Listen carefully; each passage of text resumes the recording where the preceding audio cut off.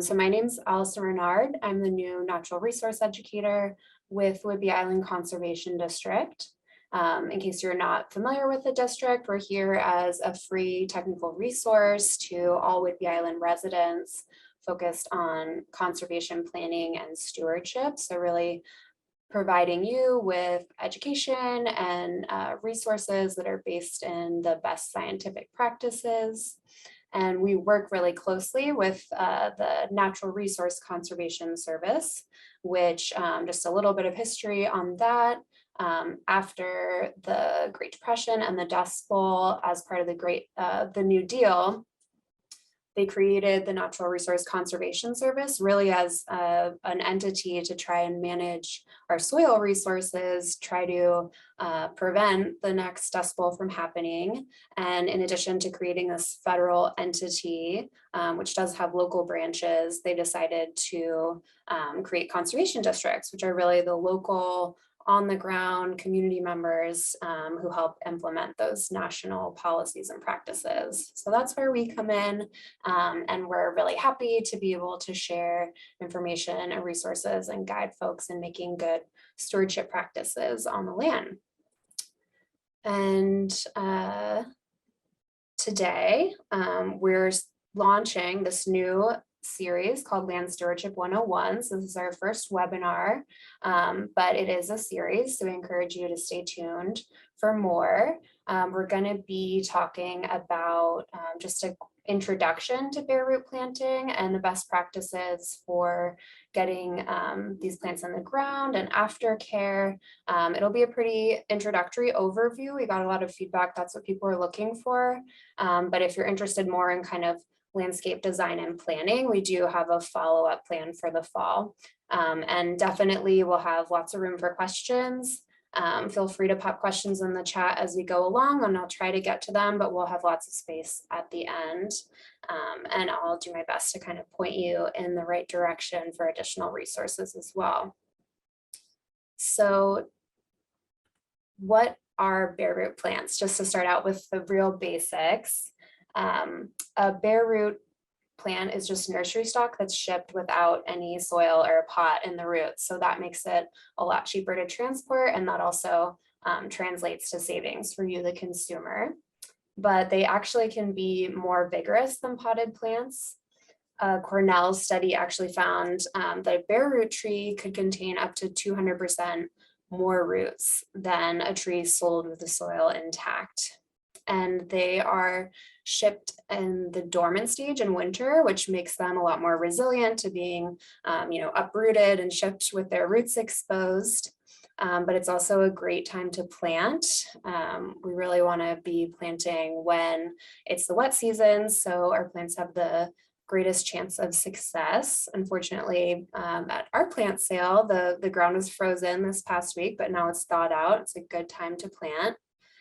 We do want to be getting these plants in the ground before they start to bud out and leaf out. So if you did get stock at our plant sale, I know mine is starting to show some leaves, so it's a great time to get it in the ground this weekend. If you happen to purchase plants from us, that's awesome. But there's lots of other trees, lots of other really cool edible perennials and fruit trees that are also sold bare root from great nurseries in the area. We do encourage you to look for plants from local nurseries, so within Washington or Oregon, because those plants will be a lot better adapted to our local conditions. I just wanted to talk a little bit about different types of stock types. These examples are from the Plant Materials Center that the Conservation District source our plants from, but you might see this type of terminology if you're looking through nursery catalogs.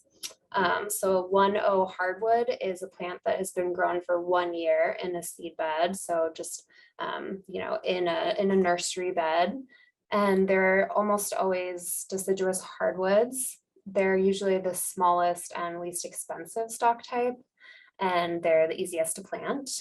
You've also got 2.0 seedlings, which have been grown for 2 years at the nursery before being transported, and they can be either hardwoods or conifers. They tend to be larger, ranging from 18 to 16 inches tall, And because of that, they can compete with surrounding vegetation a little bit better and withstand some minimal livestock browse or deer damage, but they do cost a bit more than the 1Os, and they're going to require a larger planting hole, so makes them a little more work to plant.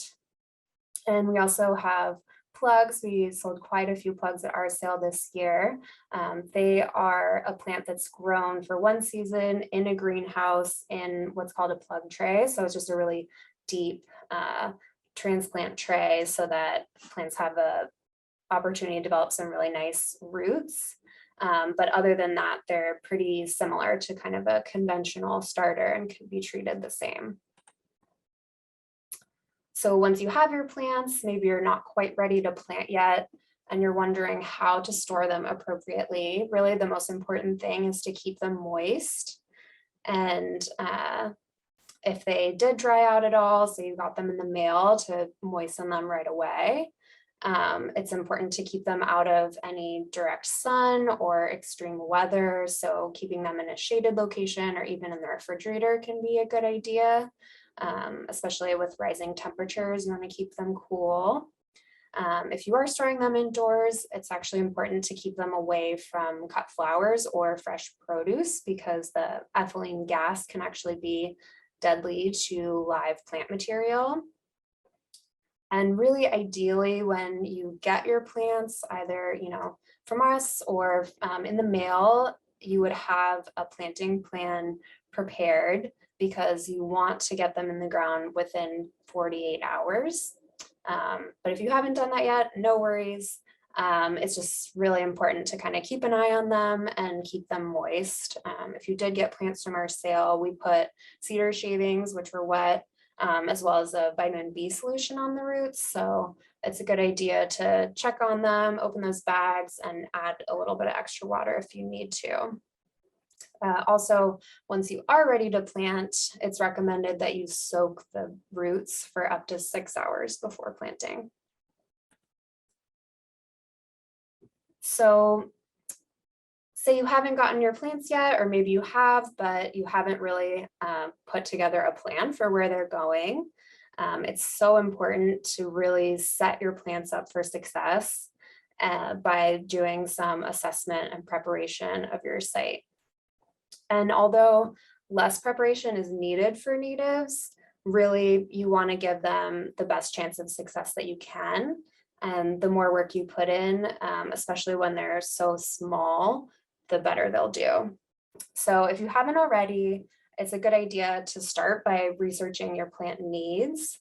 And I can share lots of good places to look for that, but even a quick Google search can get you some good information. But there's lots of great local entities like the Washington Native Plant Society that can give you a ton of detailed information about the needs of each individual species, telling you things like how much sun does it need, what kind of soil, how much water.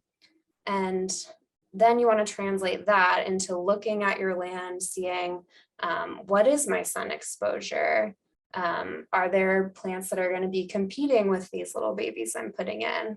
And more actually, access to water is a really important thing.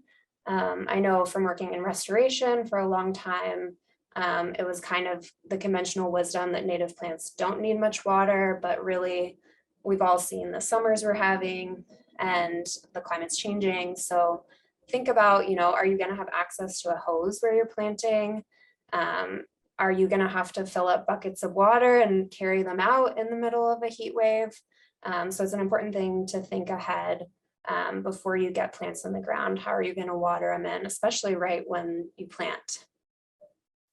Another big thing to think about is invasive species. Do you have a lot of blackberry in your area that you're going to have to combat? And what's your plan for that? One thing that I really love to do is sheet mulching. It can be a great way to convert something like a grassy area in the long term to a native planting. It can really help you get rid of some of those weeds and invasive species.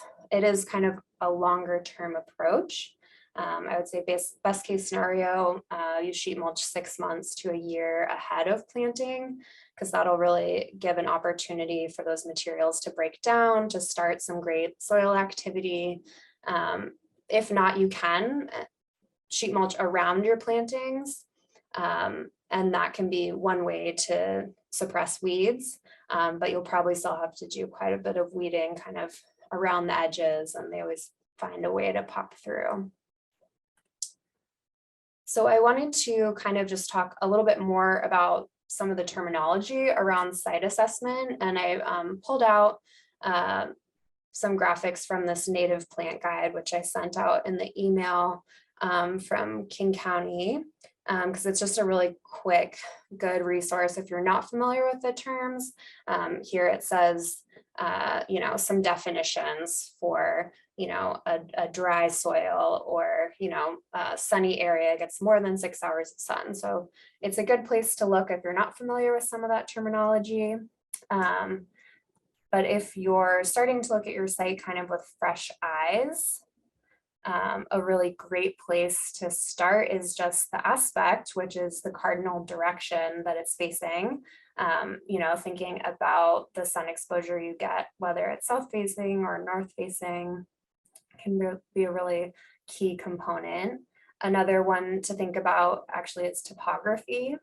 If there's any mounds or depressions, for example, if you have a mostly dry and sunny site, but there's a north-facing depression, that could actually be a nice little micro habitat for cold and moisture-loving plants.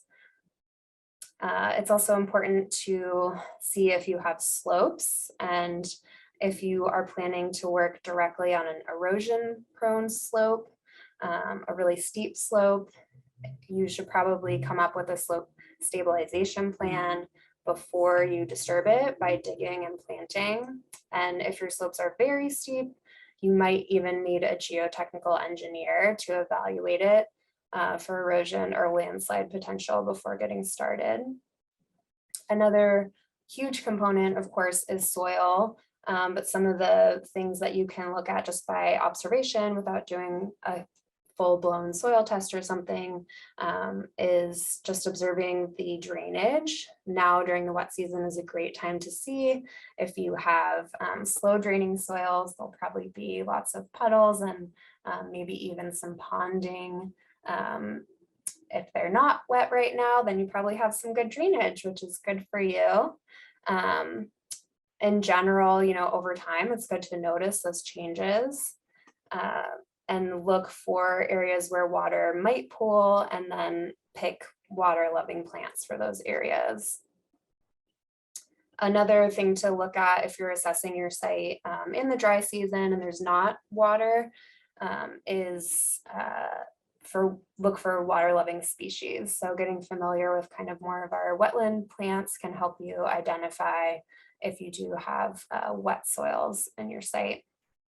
It's also important to look at whether your soils are mostly sand or clay or loam, and that can be done just by digging some 6 to 12 inch deep holes and just assessing the texture of your soil.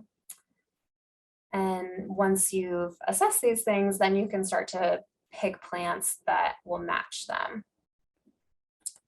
Another huge component is going to be weed control, especially in sites where folks are wanting to plant natives. Often there is quite a bit of invasive species pressure.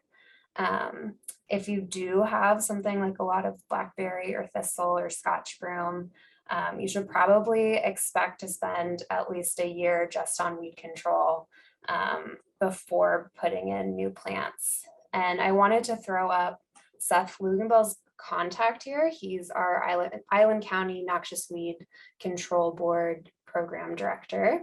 And he is available to come out and do in-person evaluations at your site, and can be super helpful at targeting invasive species in particular and coming up with a plan to manage them. But say you want to work on it on your own, or you don't have what's called noxious species, which are the species that are required for removal, the ones that are super invasive and problematic. It's important to think about the timing and what kind of methods you want to use for weed control. It can be really great to base those on the life cycle of the individual plant. So thistle, for instance, you really want to get that out before it goes to seed in the summer. So once you start to see it flower, it's a great time to mow it down or pull it and really try to eliminate it, adding to the seed bed that's probably already there. If you're going to be pulling things manually or digging them out, the wet season, either in late spring or early fall, is a great time because the soil is a little softer. And if you are planning to apply any herbicide, that's a great thing to talk to Seth about. But I would definitely recommend working with a licensed operator who's going to consider the proper timing, use the right chemical, and in the right concentration and application for your species of weeds. And I talked a little bit about noxious weeds, but we do have a noxious weed list, which is being updated for this year. It's on the Island County website. And there are class A and B weeds that are required for removal if you identify them. So those are things like bull thistle and Scotch broom. So once you've created your planting plan and you're ready to go, I did create a little demo for you guys with my plants this weekend. So I'm just going to go ahead and play this video for you. So I have my bare root Sitka spruce here that's been soaking for at least 6 hours, and it's ready to plant. You can see some really nice, big, developed roots. So I want to start by digging a hole that is big enough to accommodate these roots. And I've already removed the sod and grass from the area where I'll be planting, about a 2-foot radius. I have this stitch shovel just to be able to get deep a little bit more quickly, but luckily it rained, so we've got some nice soft soils to deal with here. I want to keep my soil that I'm removing from the hole nearby so that I have it ready to fill back in the hole. And we're not going to be adding any planting amendments or compost.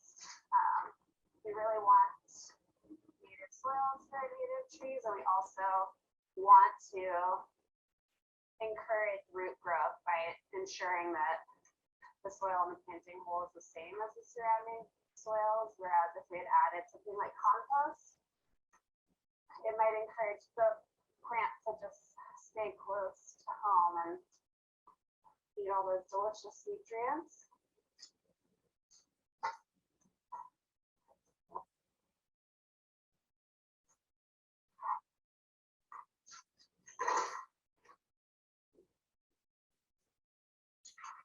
We don't want to have the roots turning upward this way, like in a J form.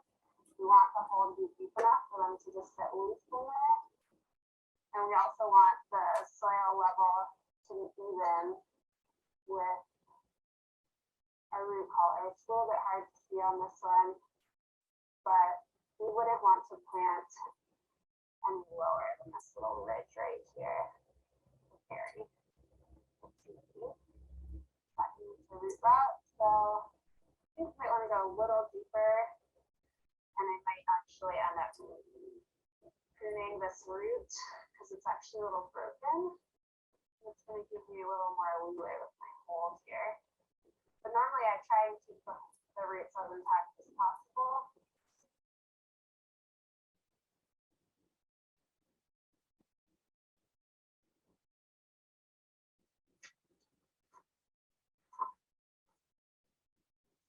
Super wet clay soils here, which a lot of plants might not like, but luckily our natives can tolerate it.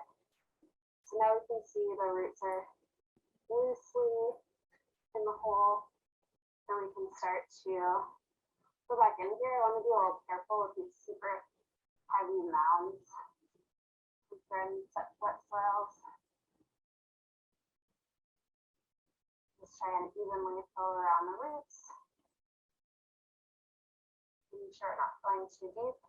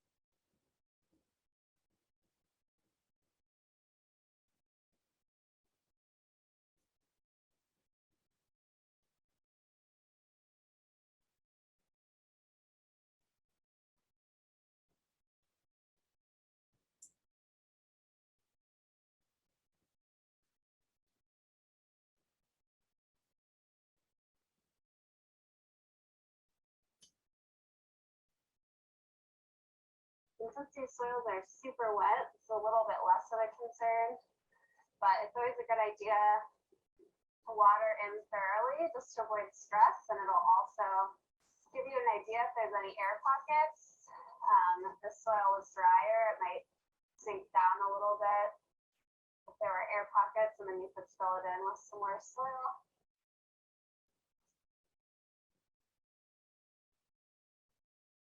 But I think guys ready for some mulch, which I just have some nice local arborist chips here. And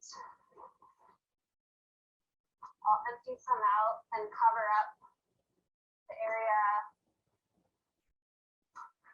where I removed the sod, partially to help reduce leaves, but also to retain moisture in the summer and to create some beneficial soil activity.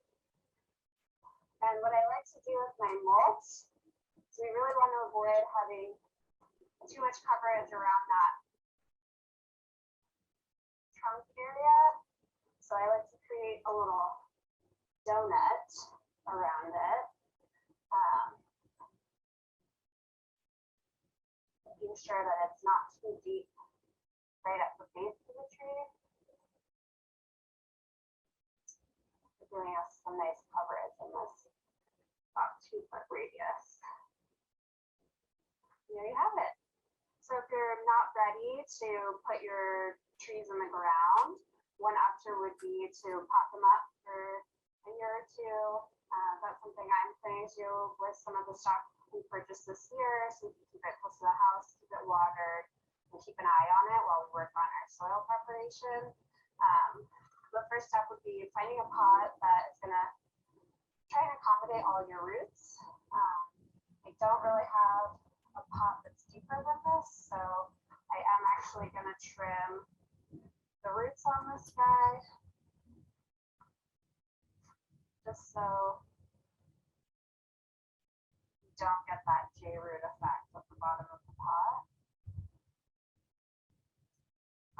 So looking like we've got clearance at the bottom, without taking off too much of these roots.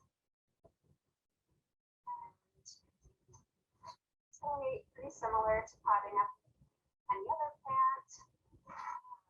Start with a little soil in the bottom, and then we want to just gently add additional soil. Trying to keep our tree centered and not compress the roots too much.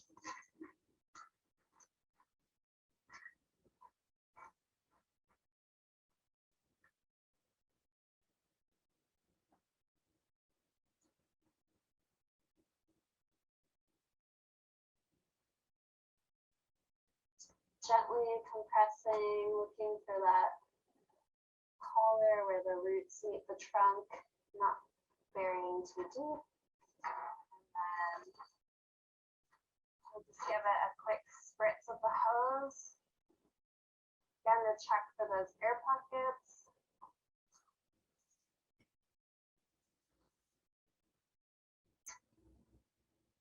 And you know, I don't have too much settling, so probably pretty good. Don't need to add any more soil. And now this is good to go for another season or two. Maybe consider planting it out in the fall this year if they're ready.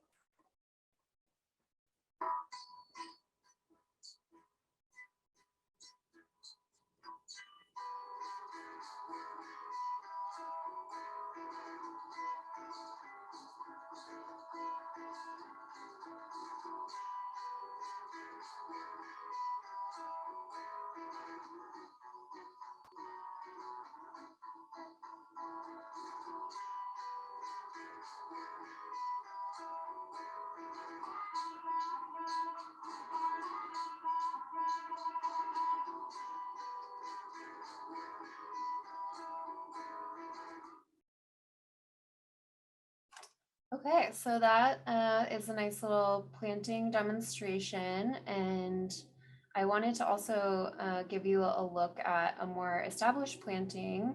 So I'm going to show another video from my colleague Kelsey Mote at one of her planting sites.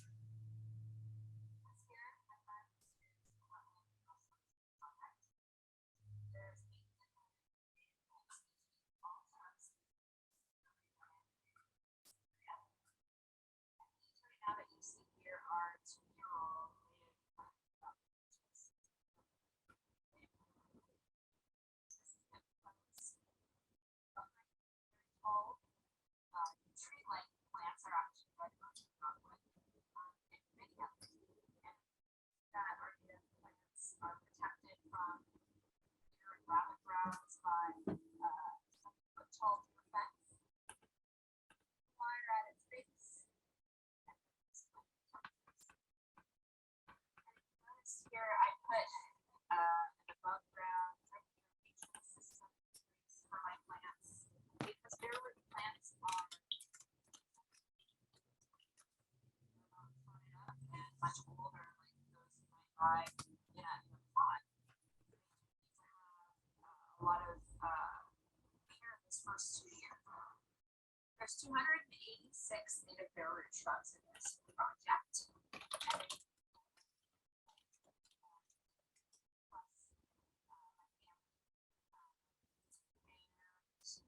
It's been a real journey,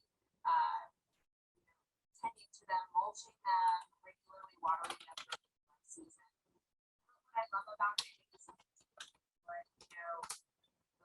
grass species here, which you can see are quite robust, even in October, but it's taking what was if you're Washington lower ecologically functional plant species and replaced it with much more. So eventually, the goal is within the next 5 years to have about 80% of this area encased in native shrub vegetation. So you'll still have a little bit of that grass underneath, but for the most part, it's going to be hedges you see around us here that are already established.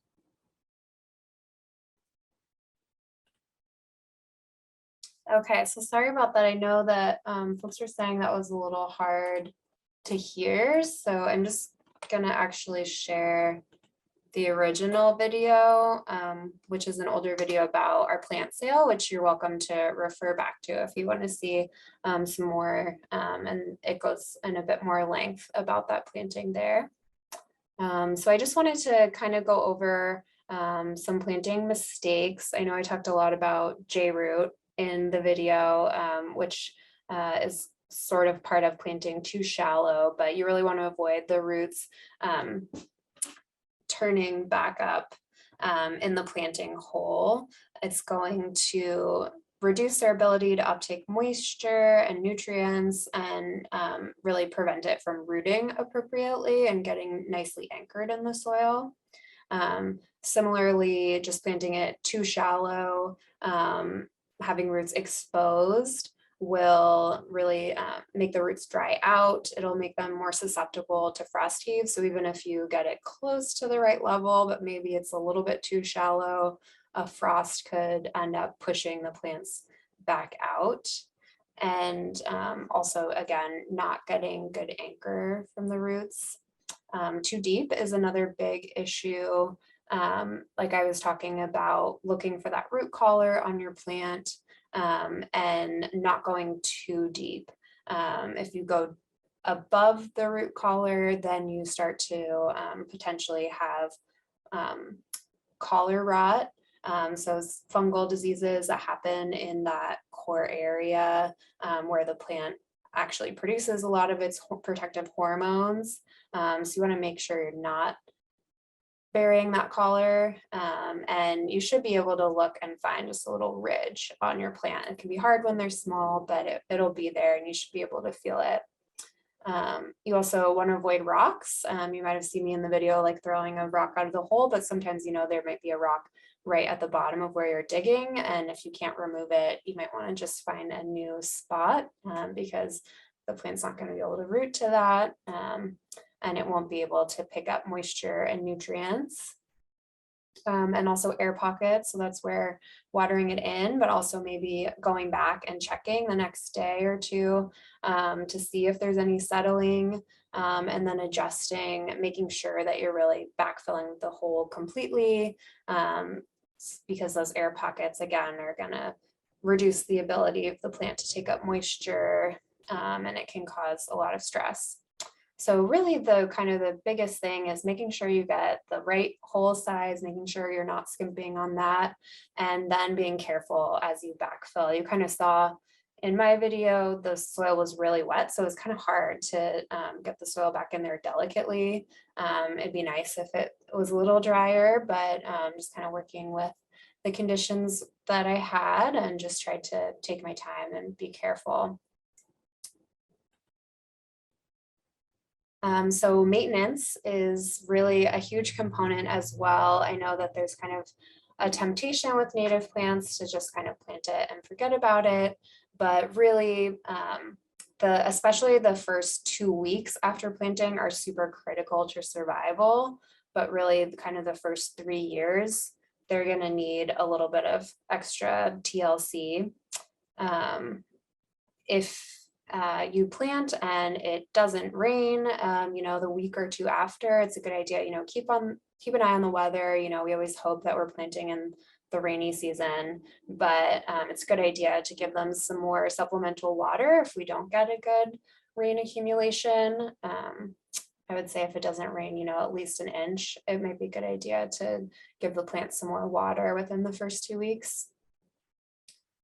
It's also great to continue watering for the first couple years, really, especially in those summer months, those crazy hot summers we're having now.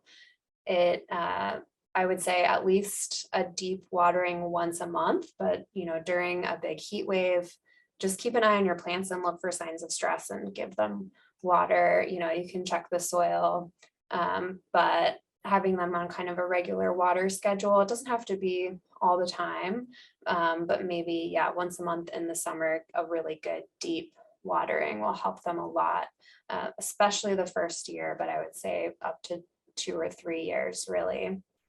Once they're more established and they're really deep rooted, it's less important, but again, in those really hot seasons, they might need some additional water, or you might just lose more plants if you don't. Weeding, of course, ongoing is important, especially if you do have some of those really invasive species. But even, I was planting into a grassy area, and grass can really outcompete these plants, especially when they're bare root, they're only a year old. So regular mowing in a grassy area is a good idea, and really trying to maintain that kind of 2-foot radius where there's not grass, where I had my mulch. We'll make sure that other plants are competing with the bare roots for nutrition and moisture. And in addition to mowing, that can be, an easy task, but really manual removal, especially in that kind of core area. Digging out your weeds can be kind of the best case scenario. You just really want to be careful if you are doing any digging to try and avoid just disturbing the roots of the desired tree. So just being gentle as you're doing that and trying to get your weeds while they're small will help a lot. So maybe doing it regularly. And I do like to refresh the mulch. I kind of tend to do it whenever I do go out and weed, maybe just add a little bit more, really trying to keep that kind of donut there, keep a good thick layer around the outside. That's going to help a lot with your moisture retention and with keeping out the weeds. But if you let it just break down over time, they'll start to creep in. So it can be nice to replenish that once or twice a year. And of course, protecting them from wildlife browse. Our plentiful deer in the area is a really important factor. The most important consideration in the first 1 to 3 years is to make sure that deer don't come and eat your central leader, because a lot of these bare root trees just have the one central trunk or stem established. Once they start to branch out, maybe at the 3 to 5 year mark, it's not going to really kill the plant if a deer munches on the tips a little bit, but if they take a big bite out of your single trunk, then the plant's probably not going to make it. So that's where bringing in one of these small mesh protectors can be really helpful in kind of the first 1 to 3 years. But you might even consider, building something custom, doing like chicken wire or mesh fencing that can help you, size it appropriately as the tree grows. It's something you might consider putting in right away, just so you don't have to size it up later, really depending on how much animal damage you expect on your site. You might even, if you're doing a really huge planting area, you're putting in like 400 trees, consider just putting up a deer fence around the whole area. And I know a lot of this can seem like a lot of maintenance, but really you want to think about how much effort compared to the survival rate of your plants. I think if you do kind of all of these recommendations, you do the best as you can, you really stay on top of weeding and watering, you can probably expect about an 80% success rate for bare root. So if you don't get around to it this summer, things aren't ideal in your site, plants will probably still make it, but you'll just have less survival. So that's something to consider. It's always can be a good idea to kind of plant a few extra than you initially intended, just to expect that some things will go wrong along the way. So that is the extent of my presentation. I did want to open it up to questions, but I have a quick poll I'd love to send out. So just give you all a couple minutes. Feel free if you have questions, if you want to pop them in the chat, but you're also welcome to unmute if you want to ask the question.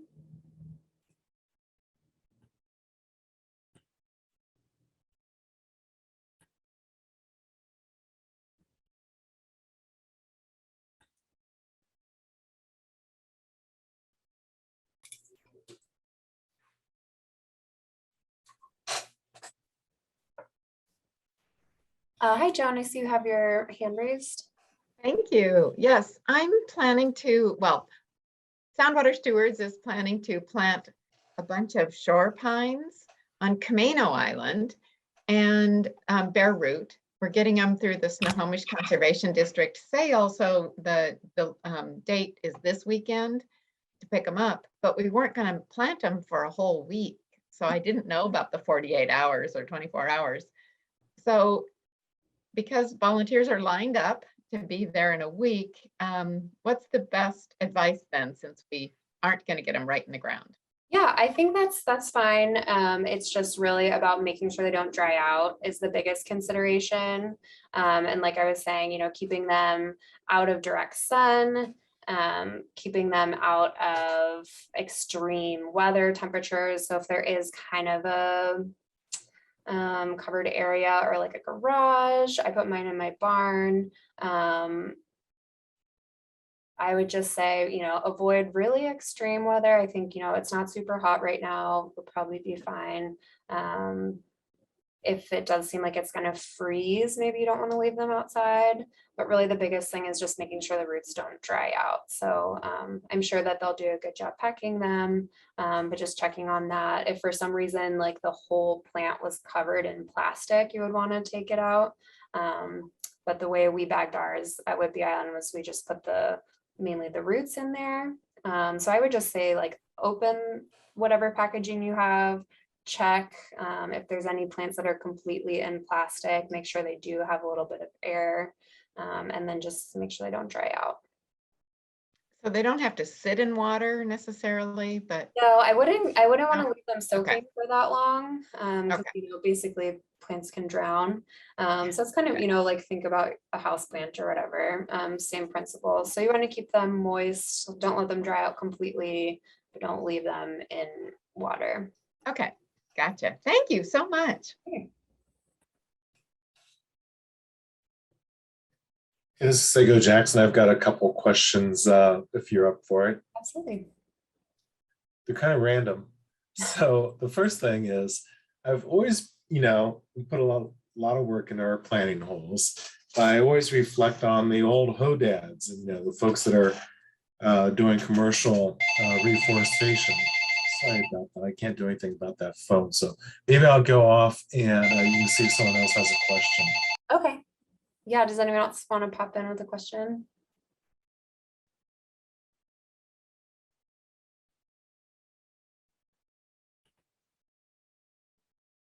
Feel free to put them in the chat too if you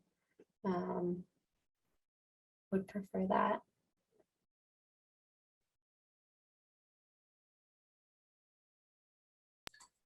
All right, I got through that. So, the hodad, the tool that's used to just kind of open up a little slot in the soil and pop in a conifer and off you go to the next one.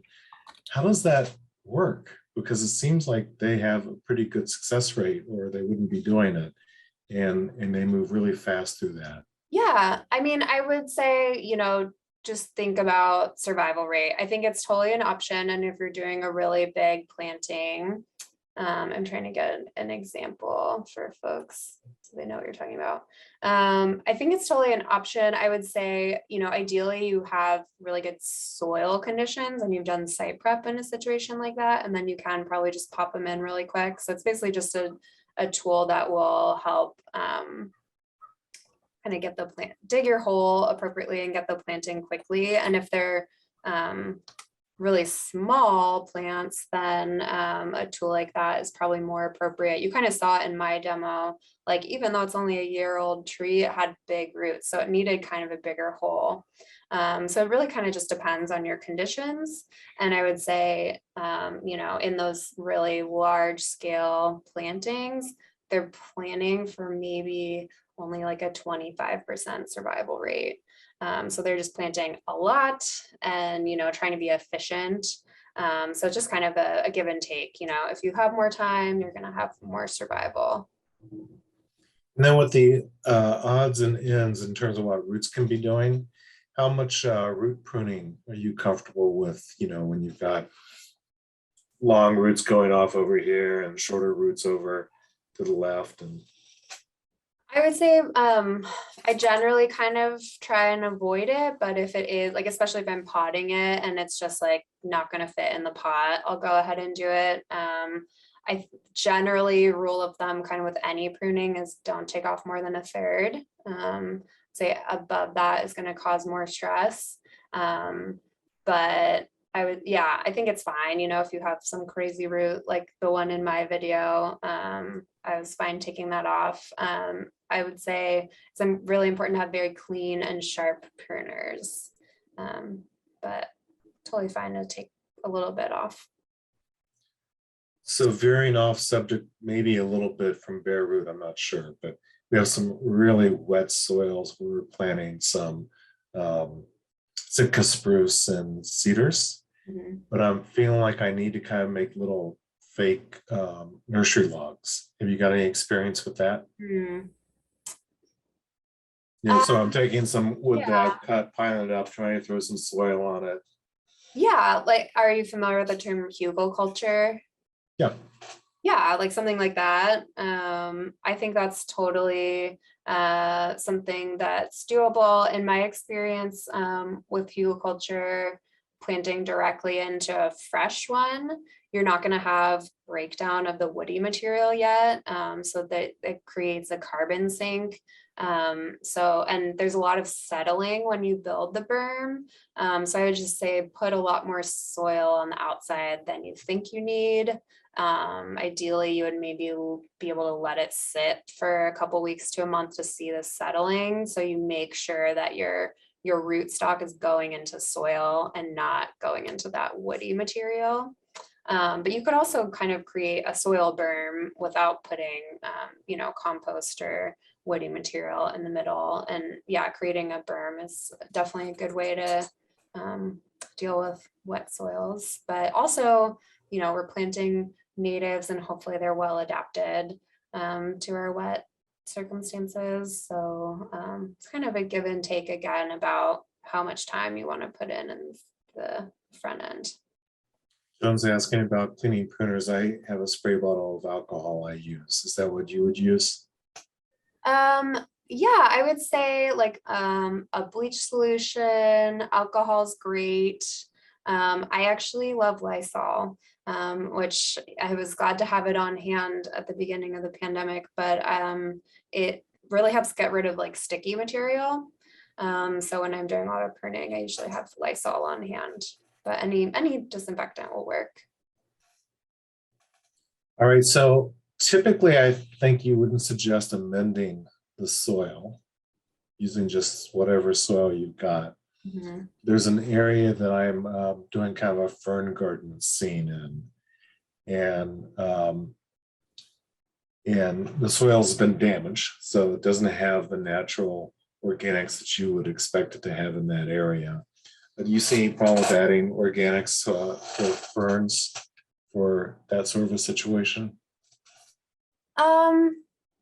I think it's totally possible, and I would say the less deep your roots are on your plant, the less you kind of have to think about incorporating soil. But what I worry about with something like a perennial or something that's going to have really deep roots is when there's like a top layer of nice topsoil and then it just goes to like clay. And so the plant's just not going to be motivated to root into the less desirable soil. And so any type of soil amendment is really ideally done over time and really integrating into the soil. So I think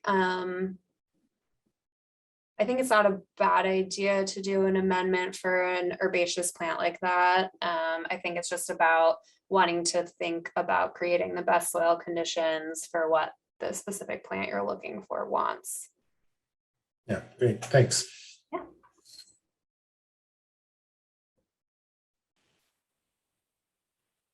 Hi, Hi. I have a question. I know you didn't talk about, sorry, you talk about bare roots, but I had bad experience with plugs, especially ferns, and the other ones like bleeding hearts from my native plant sales. I couldn't make them survive because they are so fragile. How do you work with these? What do you do initially? Yeah, I think really the site preparation and maintenance of those makes a big difference.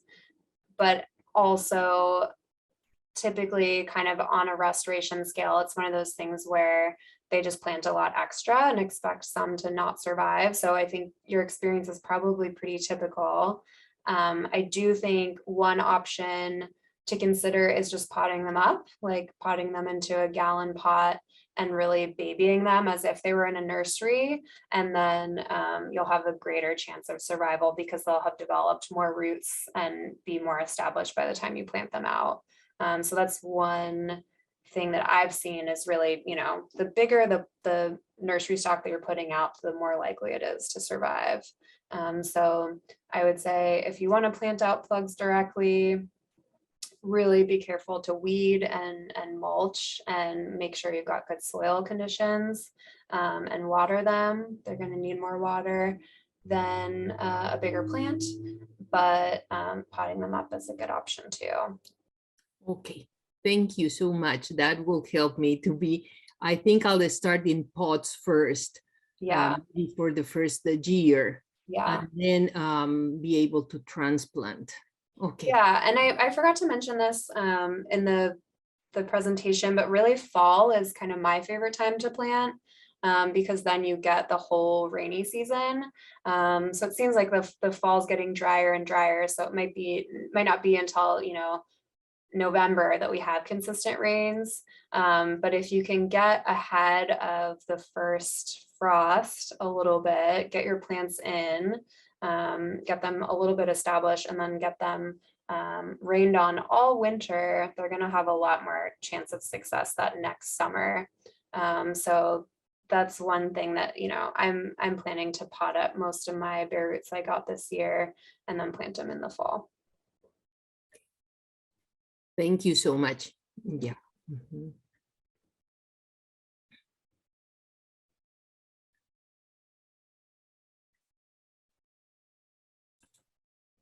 So back to the esoteric, you have any experience with making forest duff tea, like compost tea, as a rinse for your certain forest plants? You know, sometimes we're planting like cedars kind of a little bit into grass land instead of forest land. And I was just wondering if you've got any experience with that. I don't have a lot. I feel like I've used compost tea more in an agricultural or like, you know, other types of planting, but I would say there's no harm in doing it. It really, you know, depends on what you're putting in there and stuff. But I think compost teas and other types of nutrients, it's just important to make sure they're not too strong. You know, they could potentially damage the roots if they're too strong, but as long as they're a good, you know, dilution, I'm sure that they're beneficial. Another option would be to, yeah, water it in, not apply them directly to the plants or the roots. Yeah, in this case, Elaine Ingham is who comes to mind, a researcher in Oregon who, as opposed to using compost tea like you would in agriculture, taking native forest duff, making the tea out of that, so that you've got the forest organisms that you're inoculating the plants with. Yeah, I think it's a great idea. And I know she's really on the leading edge of dealing with kind of the microbiome. So I would take her advice. Thanks.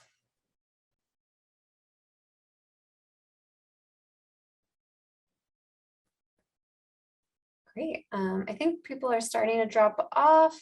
If anyone does have another question, feel free to jump in, but also you all have my email. Feel free to reach out.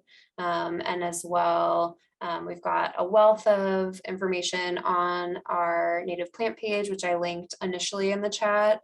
Tons of resources there. And feel free to reach out if you do have a really specific question about your site or you really need some individualized help. We have a request assistance form on our website that is a great way to get in touch with us, and we can answer your questions directly. So yeah, it looks like no more questions, so I'm gonna go ahead and just say thank you, everyone. Thanks for coming to our inaugural Land Stewardship 101 workshop. Stay tuned, we'll have more throughout the summer and fall, and have a great night.